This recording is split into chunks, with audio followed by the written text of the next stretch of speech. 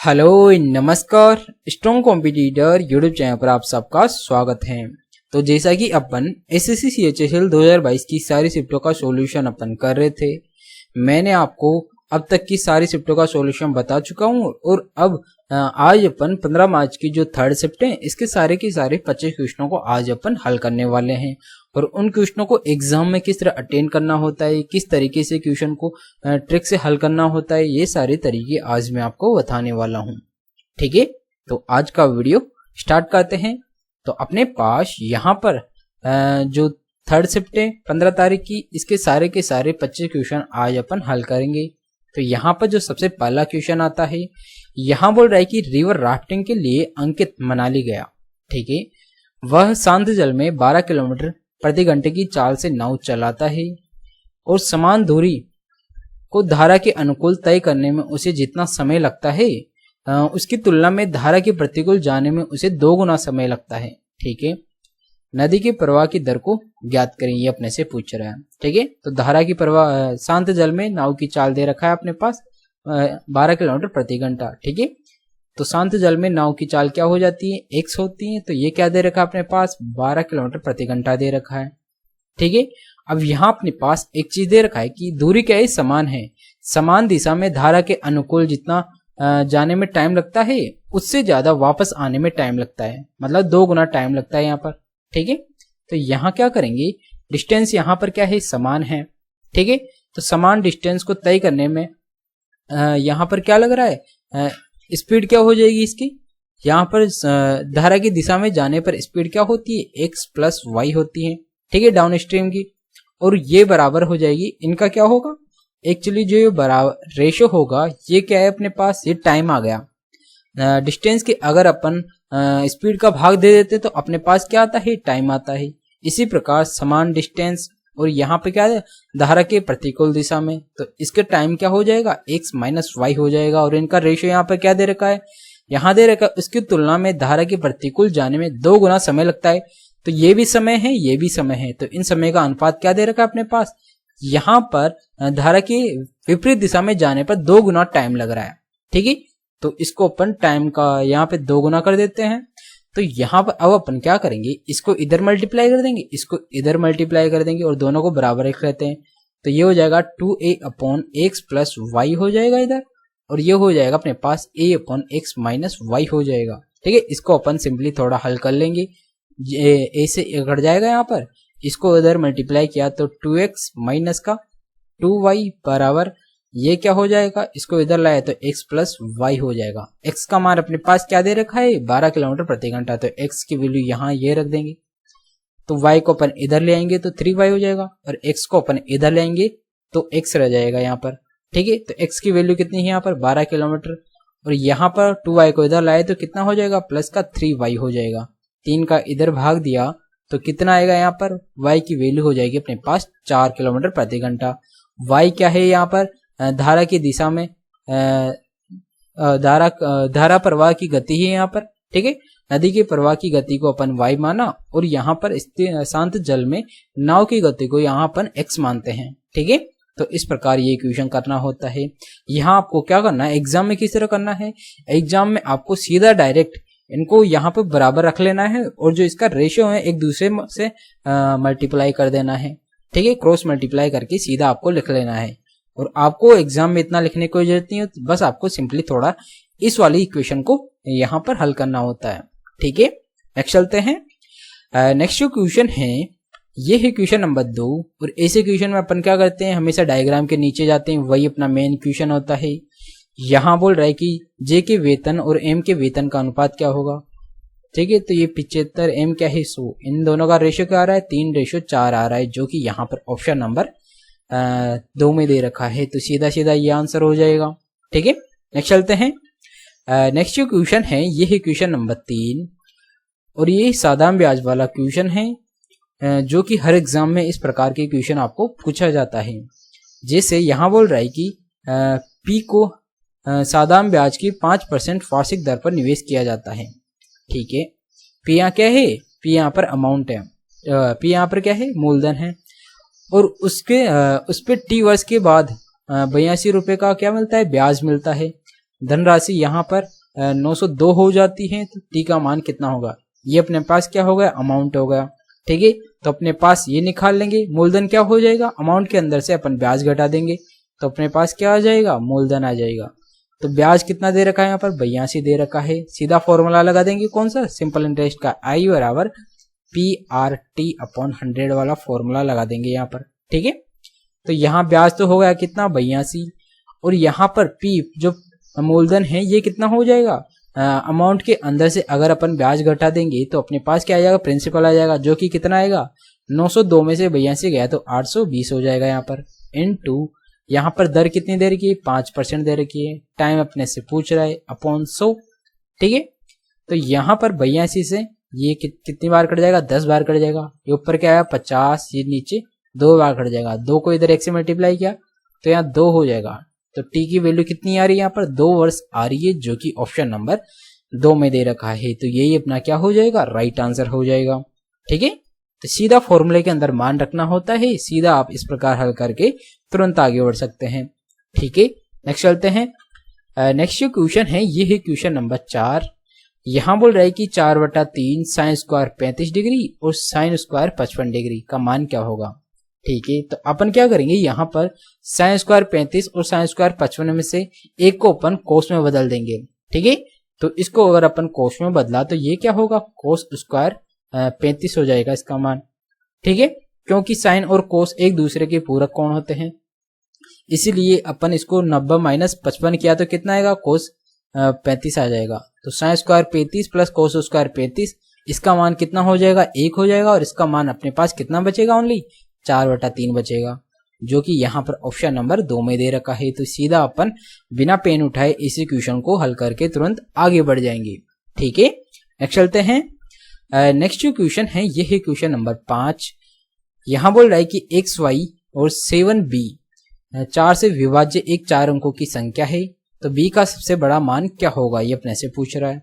ठीक है, तो यहाँ पर 4 से विभाज्य है, इसका मतलब लास्ट के 2 अंक 4 से डिविजिबल होने चाहिए, तो B का यहाँ पर अधिकतम मान होना चाहिए। तो यहाँ पर B का अधिकतम मान क्या हो सकता है, अगर B की वैल्यू 2 रखे हैं, ठीक है 2 रखे, तो इसके अंदर 4 का भाग जा रहा है, हाँ जा रहा है बिल्कुल। कितनी बार जा रहा है ये, 4 एकम 4 बचे 4 8 32, 18 बार जा रहा है, 18 चौक 72 होता है। ठीक है, लेकिन अपने पास यहाँ बोल रहा है कि B का मान जो है सबसे बड़ा होना चाहिए, तो अगर अपन B की जगह यहाँ पर 6 रख दें, ठीक है B की जगह 6 रखेंगे तब भी यहाँ पर 4 का यहाँ पर भाग जाएगा। ठीक है, तो इसीलिए, और फिर अगर यहाँ पर अगर अपन 0 रखेंगे तो वो सबसे छोटा हो जाएगा, और यहाँ पर क्या आएगा 80 आएगा, इसीलिए अपन यहाँ पर क्या रखेंगे 6 रखेंगे, जो कि यहाँ पर सबसे बड़ा मान होगा B का। ठीक है, तो इसीलिए इसका मान क्या हो जाएगा 6 हो जाएगा यहाँ पर। ठीक है, आया समझ। नेक्स्ट चलते हैं। जो यहाँ पर 4 का डिविजिबल रूल कहता है कि लास्ट के 2 अंकों के अंदर 4 का भाग जाना चाहिए, तभी वो पूरी संख्या 4 से डिविजिबल मानी जाती है। ये चीज आप याद रखना है इस क्वेश्चन में। नेक्स्ट चलते हैं। नेक्स्ट जो क्वेश्चन है यहाँ बोल रहा है कि क्वेश्चन नंबर 6, यदि राम, रमन और रोहन की औसत आयु 23 वर्ष है, ठीक है, तो यहाँ पर अपन क्या करेंगे, और आगे बोल रहा है रमन और रोहन की औसत आयु 27 वर्ष है, 5 वर्ष पहले राम की आयु ज्ञात करें। ठीक है, तो इन दिनों को अपन क्या करेंगे, एवरेज निकाल लेंगे, ये हो जाएगा राम, ठीक है, और ये हो जाएगा रमन, ठीक है, और ये हो जाएगा रोहित, और इनका जो एवरेज है 23 वर्ष दे रखा है, तो टोटल कितना हो जाएगा 23 × 3 कर देंगे, तो यहाँ पर हो जाएगा अपने पास 69 हो जाएगा। ठीक है, इसी प्रकार अपने पास रमन और रोहन का औसत आयु 27 वर्ष दे रखा है, तो ये रमन और रोहन की जो औसत आयु कितनी है 27 है, तो टोटल आयु कितनी हो जाएगी, 2 से मल्टीप्लाई कर देंगे 27 को, तो ये कितना हो जाएगा 54। ठीक है, तो अब अपन क्या करेंगे, इन तीनों की टोटल औसत आयु में से इन दोनों की टोटल औसत आयु घटा देंगे, तो राम की अपने पास औसत आयु आ जाएगी। ठीक है, तो राम की औसत आयु क्या आएगी, इसमें से इसको घटाया 5, 6 में से 5 गया तो 1, तो राम की आयु क्या हो गई, यहाँ पर 15 वर्ष हो गई। लेकिन अपने से पूछ क्या रहा है, 5 वर्ष पहले राम की आयु कितनी थी, तो 5 वर्ष पहले की आयु पूछ रहा है, तो 15 माइनस 5 किया तो कितनी हो जाएगी 10 वर्ष हो जाएगी, जो कि यहाँ पर ऑप्शन नंबर 4 में दे रखा है। तो सीधा अपन इस प्रकार करके आगे बढ़ जाएंगे। ठीक है, आया समझ। नेक्स्ट चलते हैं। नेक्स्ट जो क्वेश्चन है ये है क्वेश्चन नंबर 7। और ऐसे जो ट्रिग्नोमेट्री हैं इसकी क्वेश्चन आपको हर एग्जाम में पूछे जाते हैं, ठीक है। और ऐसे क्वेश्चन में अपन क्या करते हैं, सीधा direct x minus Y, sine की वैल्यू 1/2 कब होती है, 23 डिग्री पर होती है। इसका मतलब x माइनस वाई का मान क्या हो जाएगा, यहाँ पर 30 डिग्री हो जाएगा। ये चीज आप याद रखना। आगे बोल रहा है कि कोस x प्लस वाई बराबर 1/2 होता है, तो कोस की वैल्यू 1/2 कब होती है, 60 डिग्री पर होती है। तो यहाँ पर x प्लस वाई की वैल्यू कितनी हो जाएगी, 60 हो जाएगी, ठीक है। तो यहाँ से अपन x की वैल्यू निकाला तो कितनी हो जाएगी, x बराबर दोनों को जोड़ दिया तो 90/2 किया तो 45 हो जाएगा। x का मान 45 आ रहा है और आगे अपने पास x का मान ही दे रखा है तो इसके अंदर ये मान रख देंगे। तो साइन 45 कितना होता है, 1/√2 होता है, ठीक है। आगे क्या है, कोस x, इससे मल्टीप्लाई है, ये भी 1/2 हो जाएगा। कोस 45 भी कितना होता है, 1/√2 होता है, प्लस साइन 45, ये क्या हो जाएगा, साइन 45 का स्क्वायर, तो ये हो जाएगा 1/2। 2 इंटू 1/2 करेंगे तो अपने पास क्या आएगा, 1 आएगा, ठीक है। इसी प्रकार यहाँ पर ये क्या हो जाएगा, कोस 45 का क्यूब दे रखा है तो ये अपने पास क्या हो जाएगा, 2√2 आ जाएगा। इंटू सेक दे रखा है तो सेक क्या हो, 45 कितना हो जाएगा, √2 हो जाएगा, ठीक है। तो √2 से √2 कट जाएगा और अपने पास √2 इंटू √2 क्या, तो 1/2 प्लस 1 प्लस 1/2, तो ये कितना आ रहा है अपने पास, 2 आ रहा है इसका मान, जो कि ऑप्शन नंबर 4 में दे रखा है, ठीक है। तो इस प्रकार आसानी से करके आगे बढ़ जाना था। आपको ये सारी प्रोसेस एग्जाम के अंदर फास्टली करना होता है, ठीक है। नेक्स्ट चलते हैं। नेक्स्ट क्वेश्चन है, ये है क्वेश्चन नंबर 8। यहाँ बोल रहा है कि यदि एक सेब की कीमत 30% कम कर दी जाती है तो ग्राहक 140 में 5 सेब अधिक खरीद सकता है। सेब की घटी हुई दर ज्ञात करें, ये अपने से पूछ रहा है, ठीक है। तो यहाँ अपन क्या करेंगे, यहाँ बोल रहा है कि 30% कम कर दी गई, ठीक है, कीमत में 30% कम कर दिया गया है। इसको अपन रेशियो में लिख लेते हैं, 10 से कितना हो जाएगा, 7 हो जाएगा इसका रेशियो, ठीक है। जब कीमत में 30% की कमी कर दी गई तो जो उसकी खरीद है वो बढ़ जाएगी, ठीक है, जो उसकी खपत है वो बढ़ जाएगी इसका, तो खपत का रेशियो क्या हो जाएगा, 7 से रेशियो 10 हो जाएगा, ठीक है। तो यहाँ पर खरीदारी बढ़ जाएगी, इसका मतलब यहाँ पर डिफरेंस कितना है, 3 ज्यादा का हो रहा है, जबकि यहाँ कितना ज्यादा खरीद पा रहा है, 5 सेब ज्यादा खरीद पा रहा है। तो 3 की वैल्यू 5 हो गई तो 1 की वैल्यू कितनी हो जाएगी, 5/3 हो जाएगी, ठीक है। अपने से पूछ क्या रहा है, घटी हुई दर, तो घटी हुई दर क्या हो जाएगी, यहाँ पर 10 से मल्टीप्लाई कर देंगे इसको, तो अपने पास घटा हुआ जो क्या हो जाएगा, ये दर का मान कितना हो जाएगा, एक्चुअली जो क्या है ये अपने पास हो जाएगा घटा हुआ जो इसकी खपत है ये कितनी आ गई, खपत तो बढ़ गई, तो खपत अपने पास कितनी हो जाएगी, खपत को इससे 10 की वैल्यू यहाँ से कितनी हो जाएगी, 10 से मल्टीप्लाई कर देंगे तो ये हो जाएगा अपने पास 50/3 हो जाएगा। दर निकालने के लिए अपन क्या करेंगे, 140 के अंदर इसका भाग लगा देंगे, ठीक है। तो 140 के अंदर 50/3 का भाग लगाया तो अपने पास क्या आ जाएगी, दर निकल के आ जाएगी घटी हुई, ठीक है। तो 1 0 से 1 0, 3 को इधर ऊपर मल्टीप्लाई किया तो ये कितना हो जाएगा, 42 यहाँ पर 5 है ना, यहाँ पर, हाँ यहाँ पर 5 ही होगा, तो ये कितना हो जाएगा, 42/5 हो जाएगा। तो 42 में 5 का भाग दिया तो कितना आ रहा है, 8.4 आ रहा है। इसका मतलब सेब की जो घटी हुई दर है ये कितनी हो जाएगी, 8.4 हो जाएगी, जो कि ऑप्शन नंबर 4 में दे रखा है, ठीक है। ऐसे क्वेश्चन काफी इंपॉर्टेंट क्वेश्चन होते हैं और इसको करने का तरीका ये होता है, आप रेशियो मेथड से ही ऐसे क्वेश्चन को करिएगा ताकि आप आसानी से ऐसे क्वेश्चन को हल करके तुरंत आगे बढ़ सकें, क्योंकि ये तरीका, इसमें ज्यादा ना तो कोई कैलकुलेशन की जरूरत होती है ना इससे क्वेश्चन आपको हार्ड होता है, ठीक है। ये एकदम आसान और इजी तरीका है, ये याद रखिएगा, ठीक है। नेक्स्ट चलते हैं। नेक्स्ट जो क्वेश्चन है ये है डायग्राम वाला क्वेश्चन। यहाँ बोल रहा है तो ऐसे क्वेश्चन में अपने पास क्या दे रखा है, दर्शाया गया है, इसके बाद से अपना क्वेश्चन शुरू होता है। यहाँ बोला है कि किसी कंपनी में ए और बी के निर्यात के बीच का अधिकतम कहाँ है, ठीक है। तो यहाँ पर अंतर कितने का है, 50 का है, यहाँ पर अंतर कितने का है, 40 का है, यहाँ पर तो 20 का ही रह गया, यहाँ पर 50 का, यहाँ पर कितने का, 70 का, तो यहाँ पर सबसे ज्यादा अंतर हो रहा है। इसका मतलब अपना आंसर क्या हो जाएगा, 2014 हो जाएगा, ठीक है। यही तो पूछ रहे हैं किस वर्ष, यही पूछ रहा है अपने पास किस वर्ष, तो 2014 के अंदर, तो ये अपना राइट आंसर हो जाएगा, ठीक है। नेक्स्ट चलते हैं। नेक्स्ट जो क्वेश्चन है ये है क्वेश्चन नंबर 10। यहाँ बोल रहा है कि यदि किसी त्रिभुज PQR में कोण P 88 डिग्री है और यहाँ बोल रहा है कि पी क्यू और पी आर को क्रमश एस और टी तक बढ़ाया जाता है। ठीक है, तो यहाँ हो गया अपने पास, ये हो गया पी, ये हो गया क्यू, ये हो गया आर। यहाँ पर पी क्यू को और पी आर को आगे बढ़ा रहा है। ठीक है, और यहाँ पर जो कोण एस क्यू आर, ये तो हो गया एस, और यहाँ पर क्या हो गया, ये हो गया टी तक बढ़ाया जा रहा है, एस और टी तक।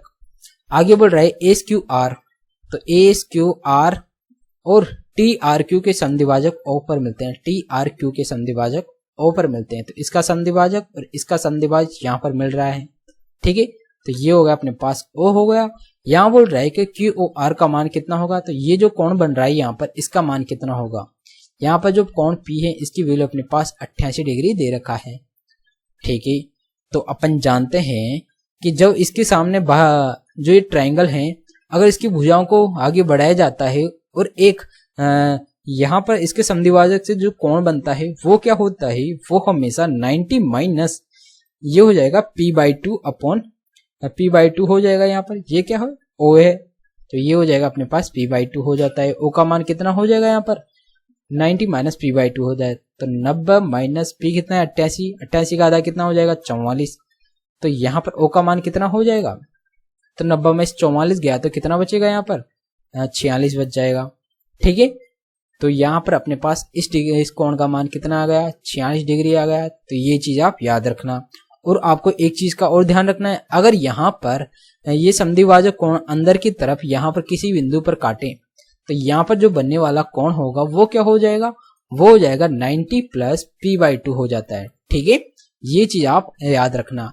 बाहर की तरफ काटे तो यहाँ पर माइनस करना होता है, अंदर की तरफ काटे संधिभाजक बिंदु पर मिले तो यहाँ पर p प्लस हो जाता है। ठीक है, ये चीज आप बस यहाँ पर ध्यान रखना, क्योंकि ऐसे क्वेश्चन आपको हर एग्जाम में पूछे जाते हैं। ठीक है, नेक्स्ट चलते हैं। नेक्स्ट क्वेश्चन है, ये है क्वेश्चन नंबर 11, और ये अलजेब्रा का ऐसा क्वेश्चन है जो कि हर एग्जाम में पूछा जाता है।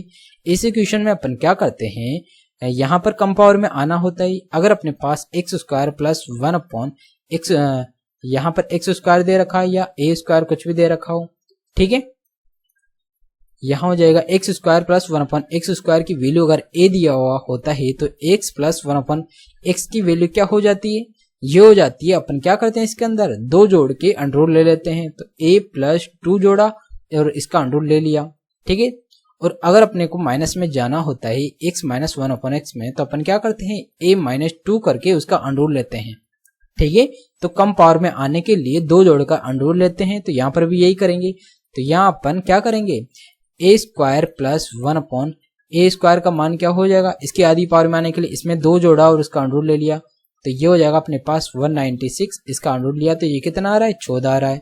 फिर अपन इसकी आधी पावर में आएंगे तो ये क्या हो जाएगा a प्लस 1 अपॉन ए हो जाएगा, इसमें दो जोड़ा 16 हो जाएगा और इसका अंडर कितना हो जाएगा 4। ठीक है, तो अपने पास a प्लस 1 अपॉन ए की वैल्यू कितनी आ गई, 4 आ गई। पूछ क्या आ रहा है, a का क्यूब प्लस 1 अपॉन ए का क्यूब कितना हो जाएगा, तो a का क्यूब प्लस 1 अपॉन ए का क्यूब का मान हो जाएगा यहाँ पर 4 का क्यूब माइनस 3 इंटू 4, तो ये कितना आ जाएगा 4 का क्यूब 64 में से 12 गया तो कितना आएगा यहाँ पर 52 हो जाएगा। ठीक है, तो इसका मान अपने पास कितना आ रहा है 52 आ रहा है, जो कि ऑप्शन नंबर 2 में दे रखा है। ठीक है, तो ऐसे क्वेश्चन आपको सीधा वर्बली ही करना होता है एग्जाम में। आप ऐसे क्वेश्चन पर इतनी सारी प्रैक्टिस कर लीजिएगा ताकि आप जब भी इस प्रकार के क्वेश्चन पूछे जाए तो आपको ऐसे क्वेश्चन में पेन उठाने की जरूरत नहीं होनी चाहिए। आपको सीधा वर्बली ही हल करना होता है, सीधा माइंड के अंदर ही। इसमें दो जोड़ के अंडर लिया, फिर दो जोड़ के अंडर लिया, तो आपके पास a प्लस 1 अपॉन ए का मान आ जाता है। फिर इसका क्यों आप सीधा वर्बली कर सकते हैं। ठीक है, तो ये हो जाएगा 52। आपको एग्जाम में इसी क्वेश्चन को वर्बली ही हल करना है। ठीक है, नेक्स्ट चलते हैं। नेक्स्ट क्वेश्चन है, ये है क्वेश्चन नंबर 12। यहाँ बोल रहा है कि यदि 60 कुर्सियां 24,560 में खरीदा जाता है, 20% लाभ अर्जित करने के लिए 24,560 में कितनी कुर्सियां बेचनी चाहिए। ठीक है, तो यहाँ पर क्या बोल रहा है, ये 24,560 के अंदर 24 कुर्सियां खरीद रहे, 60 कुर्सियां खरीद रहे, तो एक कुर्सी की वैल्यू कितनी हो जाएगी, 60 का भाग लगा देंगे। ठीक है, और यहाँ बोल रहा है 20% का लाभ अर्जित करने के लिए, तो 20% का लाभ अर्जित करने पर भी ये क्या कर रहा है, इतने में ही वापस बेच रहा है। ठीक है, तो 24,560 में ही वापस बेच रहा है 20% का लाभ अर्जित करने की बात पर भी। तो यह किसकी वैल्यू हो जाएगी, 120 की वैल्यू ये हो जाएगी। तो 100 की वैल्यू अपन क्या करेंगे, निकाल लेंगे। 100% की वैल्यू ये हो गई। अब इसके अंदर अपने से पूछ क्या रहा है कि कितनी कुर्सियां, तो कितनी कुर्सियों की वैल्यू निकाल लेंगे। इसके लिए अपन क्या करेंगे, यहाँ पर x मान लेते हैं x, तो वो x कुर्सियां होगी, x कुर्सियां बेचनी होगी अपने को, ठीक है। तो यहाँ x का मान निकाल लेंगे। यहाँ क्या पूछ रहा है कि कितना लाभ अर्जित करने के लिए कितनी कुर्सियां बेची जानी चाहिए, तो अपन x कुर्सियां बेचेंगे यहाँ पर। तो ये 24,560 से 24,560 कर जाएगा, और ये 5 बार और ये 6 बार, 6 कम 6 ये कितनी बार, 10 बार, 10 को 5 से मल्टीप्लाई कर देंगे तो यहाँ से x की वैल्यू हो जाएगी। तो x की वैल्यू कितनी है, 50। तो यहाँ पर 50 कुर्सियां हो जाएगी, जो कि आंसर 4 में दे रखा है, ठीक है। तो इस प्रकार इस क्वेश्चन को करना था। आया समझ? काफी इंपॉर्टेंट क्वेश्चन है, जो कि काफी आसान भी है, ठीक है। नेक्स्ट चलते हैं। नेक्स्ट क्वेश्चन है, ये है क्वेश्चन नंबर 13, और यहाँ बोल रहा है कि ओटीपी किसी कार्य को 3, 4, 6 घंटे में कर सकते हैं, ठीक है। ये हो गया। ओ कितने में 3 घंटे लगा रहा है, और टी यहाँ पर 4 घंटे लगा रहा है, पी यहाँ पर कितने 6 घंटे लगा रहा है, ठीक है। तो इन तीनों का एलसीएम क्या हो जाएगा, 12 हो जाएगा। तो इसकी एफिशिएंसी कितनी आएगी, यहाँ पर 4 हो जाएगी, टी की एफिशिएंसी 3 हो जाएगी, पी की एफिशिएंसी यहाँ पर 2 हो जाएगी।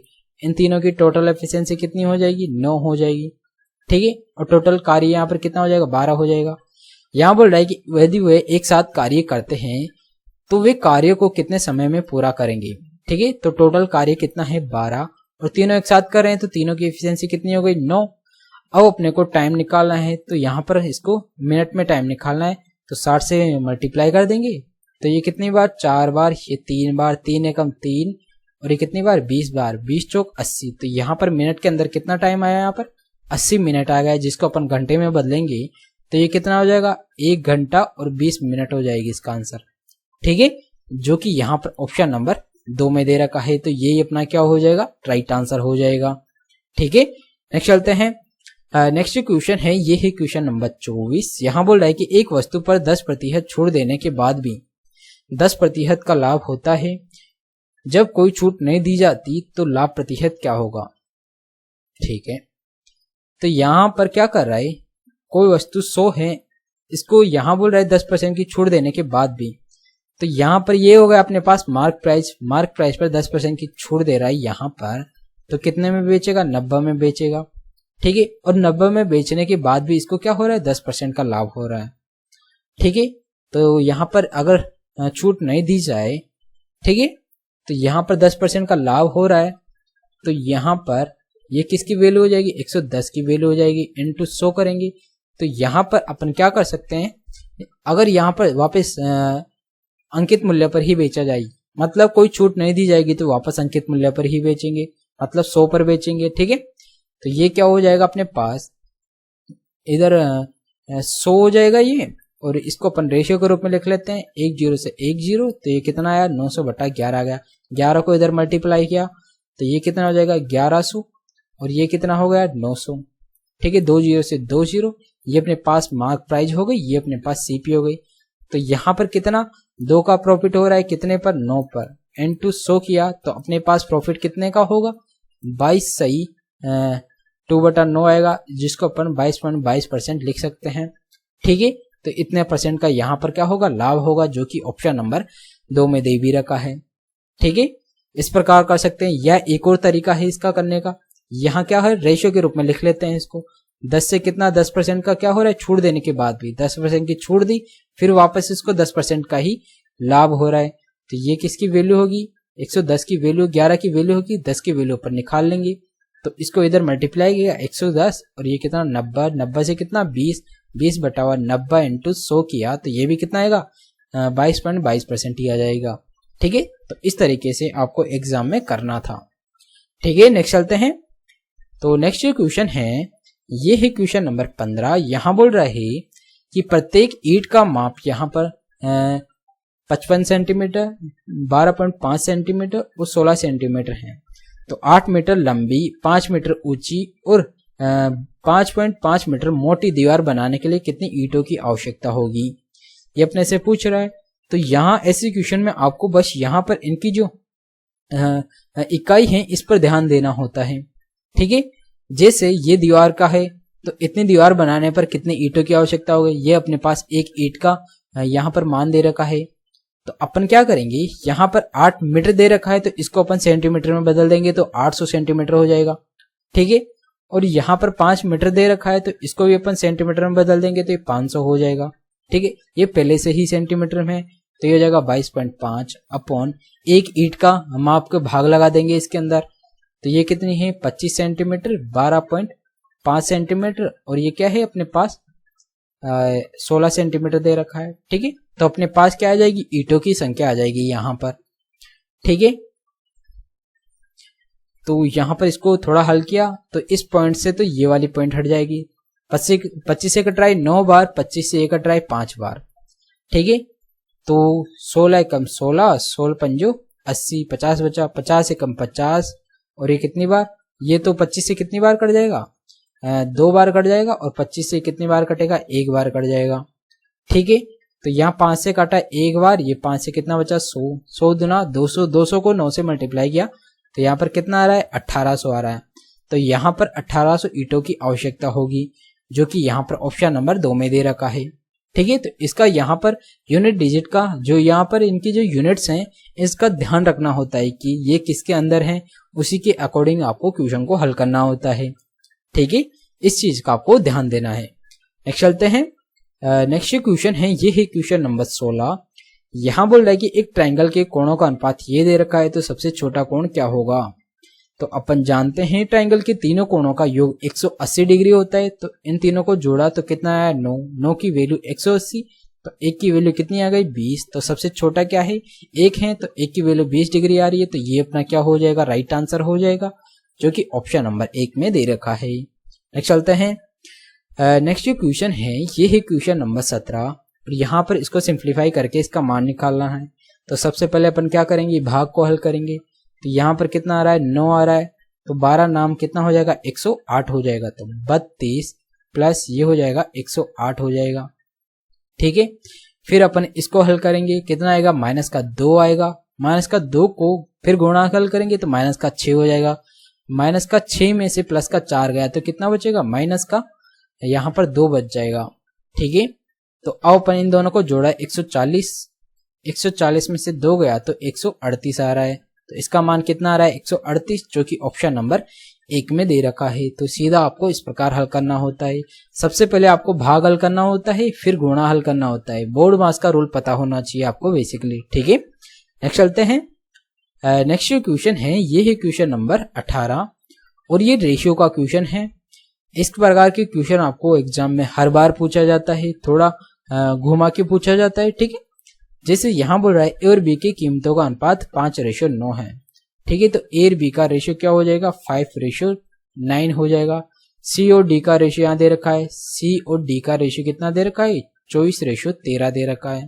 ठीक है, बी की कीमत सी की कीमत बी की कीमत से 1500 अधिक है, और डी की कीमत यहाँ 1300 है। डी की कीमत 1300 है, 13 की वैल्यू 1300 दे रखा है, तो यहाँ एक की वैल्यू कितनी हो जाएगी, यहाँ से एक की वैल्यू 100 हो जाएगी, तो 24 की वैल्यू यहाँ से कितनी हो जाएगी अपने पास 2400 हो जाएगी, 2400 हो गई। ठीक है, और यहाँ अपने पास एक चीज बोल रहा है कि जो सी की कीमत है बी की कीमत से 1500 अधिक है, तो यहाँ बी की कीमत क्या होगी, इसमें से 1500 घटा देंगे तो अपने पास कितना आएगा 900 आएगा। अब 900 कीमत किसकी आ जाएगी बी की आ जाएगी, तो 9 की वैल्यू 900 आ गई, तो यहाँ 5 की वैल्यू कितनी हो जाएगी 500 हो जाएगी। अपने पास पूछ क्या रहा है एक ही कीमत पूछ रहा है, तो एक ही कीमत हो जाएगी यहाँ पर 500, जो कि यहाँ पर ऑप्शन नंबर 1 में दे रखा है। तो ये अपना क्या हो जाएगा सीधा राइट आंसर हो जाएगा।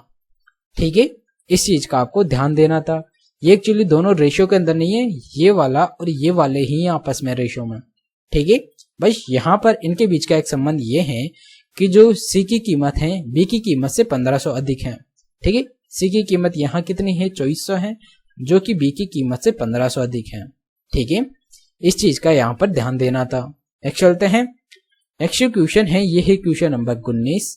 यहाँ बोल रहा है कि पी क्यू बराबर 7 है, पी स्क्वायर क्यू स्क्वायर 25 है, तो पी की क्यू वैल्यू क्या होगी। तो यहाँ पर अपन सीधा फॉर्मूला लगा देंगे। ठीक है, वो कौन सा, इसका स्क्वायर माइनस ये कर देंगे और अपॉन में 2 का भाग लगा देंगे, तो पी की वैल्यू आ जाएगी। ठीक है, तो इसका स्क्वायर किया तो कितना हो जाएगा 49। ठीक है, 49 बराबर ये कितना दे रखा है 25 प्लस 2 पी क्यू होता है। ठीक है, a square plus 2 a b p square plus q square दे रखा है और यहाँ पर 2pq दे रखा है। तो 25 से घटाया तो ये कितना होगा 24। ये किसकी वैल्यू आ गई 2pq की वैल्यू आ गई। तो pq की वैल्यू क्या हो जाएगी यहाँ से 12 हो जाएगी। ठीक है, ये अपने से पूछ रहा है, इसका आंसर हो जाएगा 12 जो कि ऑप्शन नंबर 1 में दे रखा है। ठीक है, नेक्स्ट चलते हैं। नेक्स्ट क्वेश्चन है, ये है क्वेश्चन नंबर 20। यहाँ बोल रहा है कि 1 + sin स्क्वायर 45। तो ये 45 कितना होता है 1/√2, स्क्वायर दे रखा है तो 1/2 हो जाएगा। तो 1 + 1/2 ऊपर हो गया।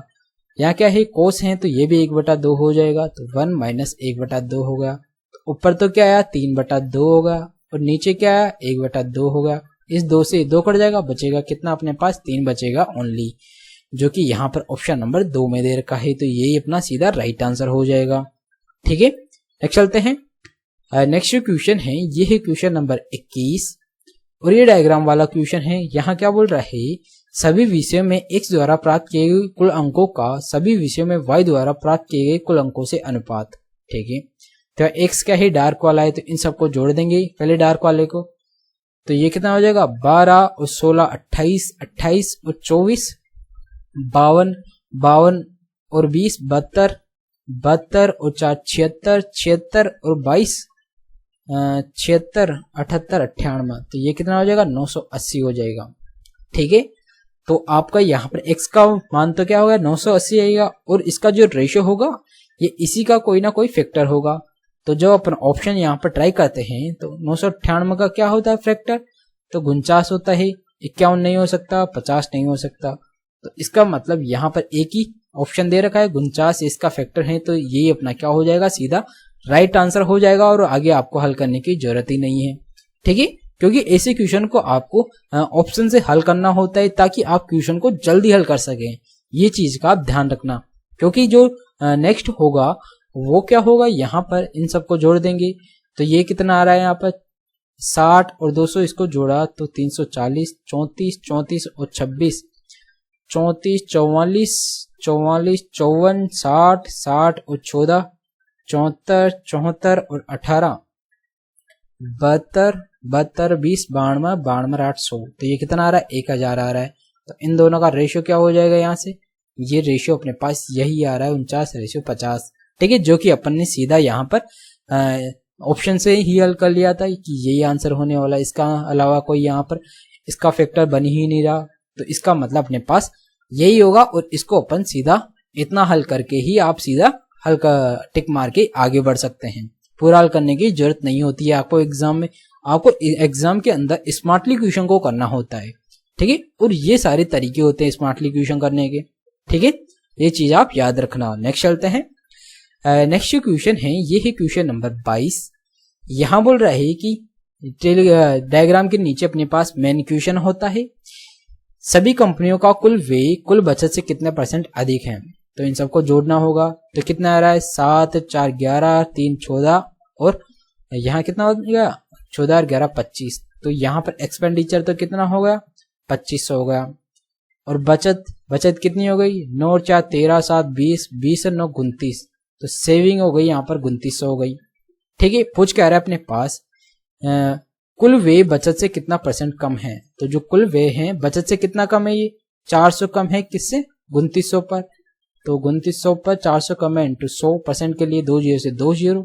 तो यहाँ पर इसको क्या करेंगे 29 को अपन एस्टिमेट 30 मान लेते हैं। 1 0 से 1 0, 3 का भाग 40 में लगाया तो कितना आएगा 3 एकम 3, 3 3 9 पॉइंट कितना आ रहा है 1। तो यहाँ पर लगभग कितना आ रहा है 13 के लगभग आ रहा है इसका आंसर। जब अपन ऑप्शन देखेंगे तो ऑप्शन काफी दूर दूर है, 13 के लगभग एक ही ऑप्शन है। तो यही अपना क्या हो जाएगा राइट आंसर हो जाएगा। ठीक है, तो इस प्रकार आपको क्वेश्चन को हल करना होता है। क्वेश्चन की कैलकुलेशन को आसान बनाने के लिए अपन थोड़ा यहाँ पर लगभग वाली वैल्यू मानते हैं ताकि जो क्वेश्चन है या जो यहाँ पर कैलकुलेशन है ये आसान बन जाए। ठीक है, आज कैलकुलेशन को आसान बनाने के लिए अपन कुछ वैल्यू को अज्यूम कर लेते हैं, क्योंकि अज्यूम करने पर अपने पास जो इसका सॉल्यूशन है वो आसानी से आ जाता है। जब अपन ऑप्शन देखते हैं तो काफी दूर दूर है, तो इसमें से अपने पास जो सबसे करीब आंसर आ रहा है वही अपना राइट आंसर हो जाता है। ठीक है, ये तरीका होता है क्वेश्चन को करने का। नेक्स्ट चलते हैं। नेक्स्ट क्वेश्चन है, ये है क्वेश्चन नंबर 23। यहाँ बोल रहा है कि एक वृत्त एक त्रिभुज के परिगत है जिसकी भुजाएं 3, 4, 5 हैं। 30, 40, 50 है, तो वृत्त की परिधि ज्ञात करें। ठीक है, तो वृत्त की परिधि ज्ञात करें तो अपने पास जब अपन इन भुजाओं को देखते हैं तो ये भुजाएं अपने पास क्या लग रही हैं, ये एक राइट एंगल ट्रायंगल की भुजाएं, क्योंकि 3, 4, 5 एक राइट एंगल ट्रायंगल की भुजाएं होती हैं। ये हो गया अपने पास एक राइट एंगल ट्रायंगल, ये अपने पास इसका केंद्र हो जाता है, जो हाइपोटेनस होती है या कर्ण होता है, इसका मध्य बिंदु अपने पास इस राइट एंगल ट्रायंगल का बाह्यवृत्त का क्या होता है, ये केंद्र होता है। ठीक है, ये चीज आपको पता होना चाहिए।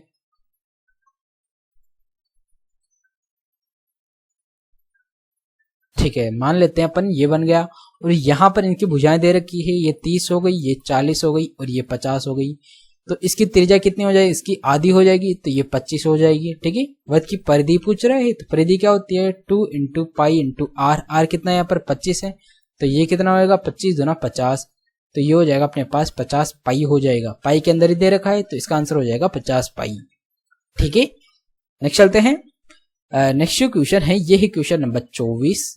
यहां बोल रहा है कि समद्विबाहु त्रिभुज एबीसी में जिसमें बीसी, ठीक है, तो अपने पास ये क्या होगा समद्विबाहु त्रिभुज हो गया ए बी, और ये हो गया अपने पास सी हो गया, जिसके अंदर यहां बोल रहा है कि जो बीसी असमान भुजा है। ठीक है, रेखा एडी ए से भुजा बीसी पर खींचे गई माध्यिका है, तो ये अपने पास क्या हो गई माध्यिका हो गई, तो ये भुजा बराबर हो जाएगी। ठीक है, आगे बोल रहा है यदि एसी की लंबाई 5 सेंटीमीटर है, ये 5 है, तो ये भी 5 हो जाएगी, क्यों, क्योंकि ये दोनों भुजाएं बराबर हैं। और आगे बोल रहा है माध्यिका की लंबाई 4 है, तो इसकी लंबाई 4 हो गई, ये 5 हो गई, तो ये यहाँ पर क्या होगा, ये माध्यिका यहाँ पर शीर्ष लंब के रूप में काम करेगी। ठीक है, तो ये क्या हो जाएगा राइट एंगल ट्रायंगल बनेगा यहाँ पर, तो ये भुजा कितनी हो जाएगी 3 हो जाएगी, ये भी कितनी हो जाएगी 3 हो जाएगी। पूछ क्या रहा है बीसी की लंबाई, तो बीसी की लंबाई टोटल क्या हो जाएगी यहाँ पर 6 सेंटीमीटर हो जाएगी, जो कि यहाँ पर ऑप्शन नंबर 2 में दे रखा है, तो ये अपना राइट आंसर हो जाएगा। ठीक है, नेक्स्ट चलते हैं। नेक्स्ट जो क्वेश्चन है ये है क्वेश्चन नंबर 25, और यहाँ बोल रहा है कि यदि इफ x माइनस 8 का whole square minus x plus 8 का होल स्क्वायर इक्वल टू 0 है, तो what is the value of x। यहाँ बोल रहा है x का मान क्या होगा, तो इसको अपन थोड़ा सिंप्लीफाई कर लेते हैं, तो ये क्या हो जाएगा x स्क्वायर प्लस 64 हो जाएगा 8 का स्क्वायर माइनस का 2xy, तो ये कितना हो जाएगा 8 दूनी 16x हो जाएगा, माइनस यहाँ क्या दे रखा है, ये हो जाएगा अपने पास x स्क्वायर प्लस का ये हो जाएगा 64 और प्लस का ये कितना हो जाएगा, ये हो जाएगा अपने पास 16x हो जाएगा। ठीक है, माइनस को अंदर मल्टीप्लाई करेंगे तो ये क्या हो जाएगा, ये माइनस का हो जाएगा, ये भी माइनस, सारे माइनस के हो जाएंगे ये। ठीक है, तो ये भी माइनस का होगा, ये भी माइनस का हो जाएगा, तो यहाँ पर इस प्लस वाले से ये कट जाएगा 16x और 16x, और यहाँ पर क्या हो रहा है 64 और 64 से ये कट जाएगा। ठीक है, और यहाँ पर क्या होगा, ये किसका आ रहा है प्लस का, तो ये प्लस का था माइनस का हो गया, और यहाँ पर ये क्या है 16x किसका है यहाँ पर, तो इसको अपन एक तरीके और हल कर सकते हैं। कैसे, जैसे यहाँ पर अगर अपन इन दोनों को, अगर इसको अपन इधर ले आएंगे तो ये हो जाएगा अपने पास x माइनस 8 का होल स्क्वायर बराबर ये हो जाएगा अपने पास x प्लस 8 का होल स्क्वायर। ठीक है, ये हो जाएगा। अब अपन क्या करेंगे, यहाँ पर इसका होल स्क्वायर हटा देंगे तो दोनों का होल स्क्वायर से होल स्क्वायर कट जाएगा, तो x माइनस 8 और यहाँ x प्लस 8 हो गया। ठीक है, तो यहाँ पर अपन क्या करेंगे, ये क्या हो रहा है अपने पास, इसको 8 को अपन इधर ले आएंगे, x को इधर ले आएंगे, तो x से तो x कट जाएगा, यहाँ पर 8 इधर आएगा तो कितना हो जाएगा 16 हो जाएगा। ठीक है, तो ये भी थोड़ी गड़बड़ हो गई। तो यहाँ पर अपन क्या करेंगे, एक्चुअली दोबारा करते हैं। यहाँ बोल रहा है कि x माइनस इसका होल स्क्वायर खोल लेंगे अपन, तो ये क्या हो जाएगा x स्क्वायर माइनस का 16x प्लस का 64 हो जाएगा। ठीक है, और माइनस इसका होल स्क्वायर करेंगे तो ये क्या हो जाएगा माइनस का x स्क्वायर हो जाएगा और माइनस का 16x हो जाएगा, और ये क्या हो जाएगा माइनस का ही अपने पास कितना हो जाएगा 64 हो जाएगा, और ये किसके बराबर है, ये अपने पास 0 के बराबर दे रखा है। ठीक है, तो यहां से अपन प्लस का माइनस का x स्क्वायर प्लस का x स्क्वायर कट जाएगा, यहाँ पर प्लस का 64 और माइनस का 64 कट जाएगा, तो यहाँ पर माइनस का 16x और माइनस का 16x जुड़ जाएंगे ये दोनों, तो कितना हो जाएगा, माइनस का 32x हो जाएगा, ये बराबर 0। तो यहाँ पर x की वैल्यू क्या हो जाएगी, x की वैल्यू यहाँ से अपने पास 32 को इधर लाया 0 हो जाएगा, तो x की वैल्यू भी यहाँ पर अपने पास 0 ही आएगी, जो कि ऑप्शन नंबर 2 में दे रखा है। तो ये अपना क्या हो जाएगा, राइट आंसर हो जाएगा। ठीक है, तो इस प्रकार इस क्वेश्चन को करना था। आया समझ?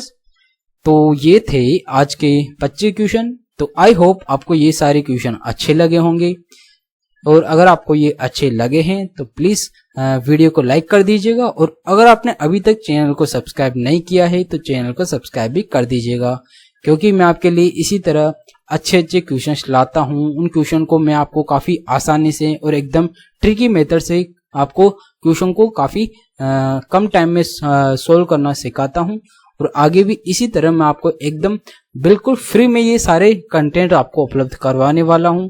तो आप बिल्कुल टेंशन ना लीजिएगा। तो आप यहाँ पर अगर आपने अभी तक भी चैनल को सब्सक्राइब नहीं किया है तो चैनल को सब्सक्राइब कर दीजिएगा। ठीक है, तो मिलते हैं एक और नए वीडियो के साथ। So guys, thank you.